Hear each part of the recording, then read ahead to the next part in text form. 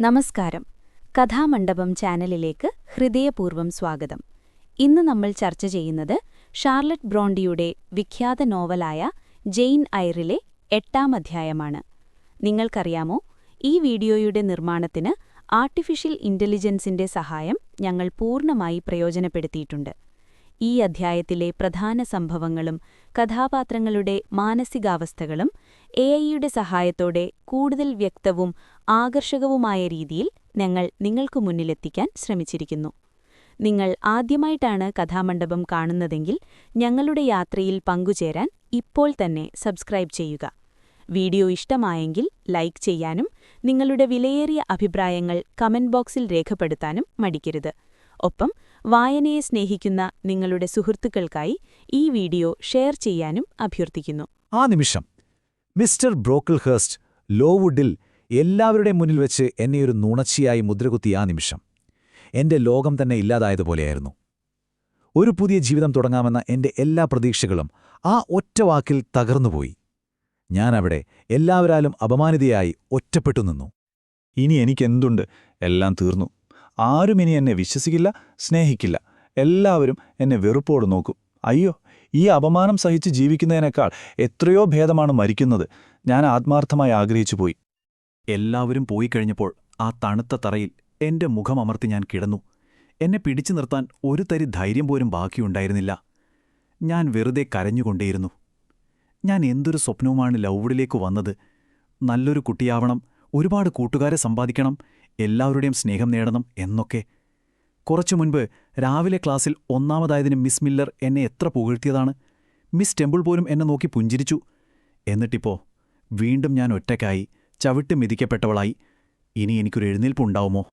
ഞാനങ്ങനെ കരഞ്ഞു തളർന്നു കിടക്കുമ്പോഴാണ് ആരോ എന്റെ അടുത്തേക്ക് വരുന്നത് ഞാൻ അറിഞ്ഞത്. അത് ഹെലനായിരുന്നു. മങ്ങിക്കത്തുന്ന ആ തീയുടെ വെളിച്ചത്തിൽ അവൾ വരുന്നത് ഞാൻ കണ്ടു.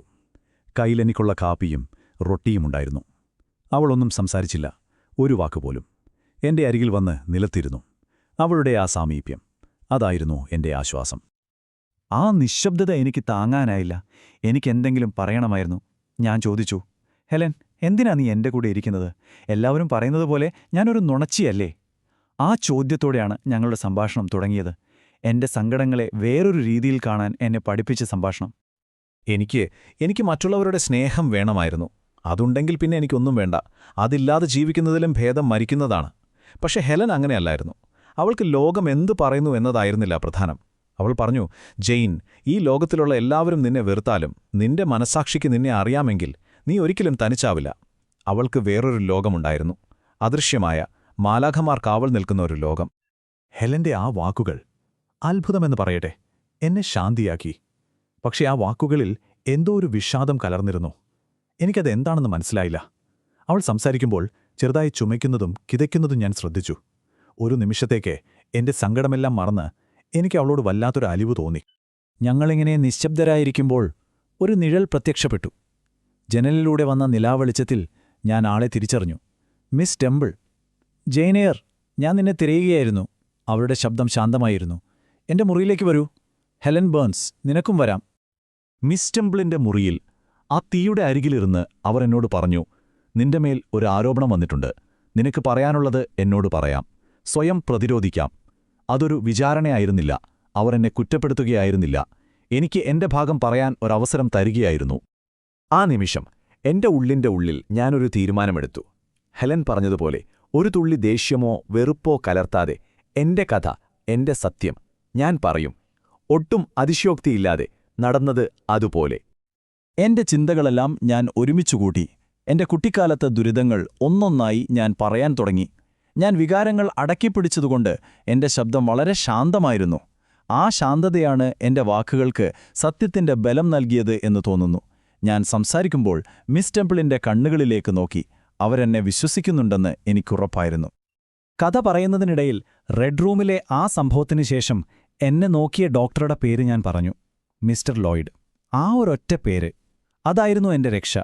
കാരണം എന്റെ കഥ സത്യമാണോ എന്നുറപ്പിക്കാൻ മിസ് ടെമ്പിളിന് ഒരു വഴി കിട്ടിയിരിക്കുന്നു.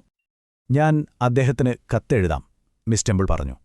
അദ്ദേഹത്തിന്റെ മറുപടി നീ പറഞ്ഞതുമായി ഒത്തുവന്നാൽ എല്ലാവരുടെയും മുന്നിൽ വെച്ച് നിന്നെ കുറ്റവിമുക്തയാക്കും. പക്ഷെ ജെയിൻ, എന്റെ മനസ്സിൽ നീ ഇപ്പോഴേ കുറ്റവിമുക്തയാണ്. ആ വാക്കുകൾ എന്റെ ഹൃദയത്തിൽ നിന്നൊരു മല ഇറക്കി വച്ചതുപോലെയായിരുന്നു. അവരെന്നെ ചേർത്തുപിടിച്ചു ചുംബിച്ചു. ലോകം മുഴുവൻ എനിക്കെതിരാണെങ്കിലും ഒരാളെങ്കിലും എന്നെ വിശ്വസിച്ചിരിക്കുന്നു.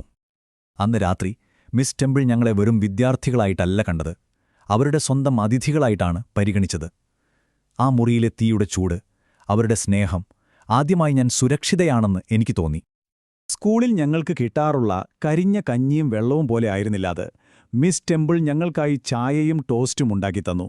അത് കഴിച്ചു കഴിഞ്ഞപ്പോൾ തന്റെ മേശവലിപ്പിൽ നിന്ന് നല്ലൊരു കഷ്ണം കേക്കെടുത്ത് മുറിച്ച് ഞങ്ങൾക്കിരുവർക്കും തന്നു. സത്യം പറഞ്ഞാൽ അതൊരു സാധാരണ കേക്ക് കഷ്ണമായിരുന്നില്ല. എനിക്കത് അമൃതുപോലെ തോന്നി. ചായ കുടിച്ചു കഴിഞ്ഞപ്പോൾ മിസ് ടെമ്പിളും ഹെലനും സംസാരിക്കാൻ തുടങ്ങി. ഞാൻ കേട്ട അന്തം വിട്ടുപോയി.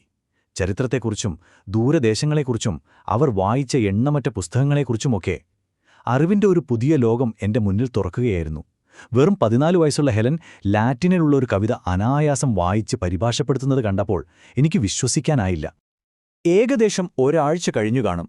മിസ്റ്റർ ലോയിഡിന്റെ കത്ത് വന്നിരുന്നു. സത്യം വെളിപ്പെടാനുള്ള നിമിഷം. മിസ് ടെമ്പിൾ സ്കൂളിലെ എല്ലാ കുട്ടികളെയും ടീച്ചർമാരെയും ഒരുമിച്ച് വിളിച്ചുകൂട്ടി. എല്ലാവരും നിശബ്ദരായി നിൽക്കെ മിസ് ടെമ്പിളിന്റെ ശബ്ദം ആ ഹാളിൽ മുഴങ്ങി. അവർ പറഞ്ഞു, ജെയിൻ എയറിനെതിരായ ആരോപണങ്ങൾ ഞങ്ങൾ അന്വേഷിച്ചു. മിസ്റ്റർ ലോയിഡിൽ നിന്ന് ലഭിച്ച വിവരങ്ങൾ പ്രകാരം അവൾ പറഞ്ഞതെല്ലാം സത്യമാണ്. അതിനാൽ എല്ലാ ആരോപണങ്ങളിൽ നിന്നും അവളെ പൂർണ്ണമായും കുറ്റവിമുക്തിയാക്കിയിരിക്കുന്നു. ആ വാക്കുകൾ, ആ നിമിഷം, അതായിരുന്നു എന്റെ വിജയം. ആ പ്രഖ്യാപനം കേട്ടതും എന്റെ ലോകം മാറിമറിഞ്ഞു. അതുവരെ എന്നെ സംശയത്തോടെ നോക്കിയിരുന്ന ടീച്ചർമാർ വന്ന് എന്റെ കയ്യിൽ പിടിച്ചു, എന്നെ ചുംബിച്ചു. എന്റെ കൂട്ടുകാർക്കിടയിൽ നിന്ന് സന്തോഷം കൊണ്ടുള്ള ഒരു ആരവമുയർന്നു. എന്റെ തോളിൽ നിന്ന് ഒരു വലിയ ഭാരം ഇറങ്ങിവെച്ചതുപോലെ ഞാൻ സ്വതന്ത്രയായി. ആ ഭാരമില്ലാതായപ്പോൾ എന്റെ മനസ്സിനും ചിറകുകൾ മുളച്ചു. ഞാൻ വീണ്ടും പഠിക്കാൻ തുടങ്ങി, പുതിയൊരാവേശത്തോടെ. എന്റെ ഓർമ്മശക്തിയും ബുദ്ധിയും ശരവേഗത്തിൽ മുന്നോട്ട് കുതിച്ചു. ആഴ്ചകൾക്കുള്ളിൽ എന്നെ ഉയർന്ന ക്ലാസ്സിലേക്ക് മാറ്റി. അധികം വൈകാതെ ഫ്രഞ്ചും ചിത്രരചനയും പഠിക്കാൻ എനിക്ക് അനുവാദവും കിട്ടി. പിന്നീടുള്ള രാത്രികളിൽ ഞാൻ ഉറങ്ങാൻ കിടക്കുമ്പോൾ എന്റെ സ്വപ്നങ്ങളിൽ വിശപ്പായിരുന്നില്ല. പകരം ഞാൻ വരയ്ക്കാൻ പോകുന്ന മനോഹരമായ ചിത്രങ്ങളായിരുന്നു. ഞാൻ ഫ്രഞ്ചിൽ നിന്ന് പരിഭാഷപ്പെടുത്താൻ പോകുന്ന കഥകളായിരുന്നു. എന്റെ ലോകം വിശപ്പിൽ നിന്നും അതിജീവനത്തിൽ നിന്നും മാറി സർഗാത്മകതയുടെയും അറിവിന്റെയും ഒരു ലോകമായി തീർന്നിരുന്നു. സോളമന്റെ ഒരു വാക്യമുണ്ട്, വിദ്വേഷമുള്ളിടത്തെ കൊഴുത്ത കാളയിറച്ചിയേക്കാൾ നല്ലത് സ്നേഹമുള്ളിടത്തെ പച്ചക്കറി വിഭവമാണ്. എന്റെ ജീവിതം അതായിരുന്നു. ഗേറ്റ്സെഡിലെ സുഖസൗകര്യങ്ങളെക്കാൾ എത്രയോ വലുതായിരുന്നു എനിക്ക് ലോവുഡിലെ ഇല്ലായ്മകൾ. കാരണം ഇവിടെ എനിക്ക് സ്നേഹം കിട്ടി, നീതി കിട്ടി.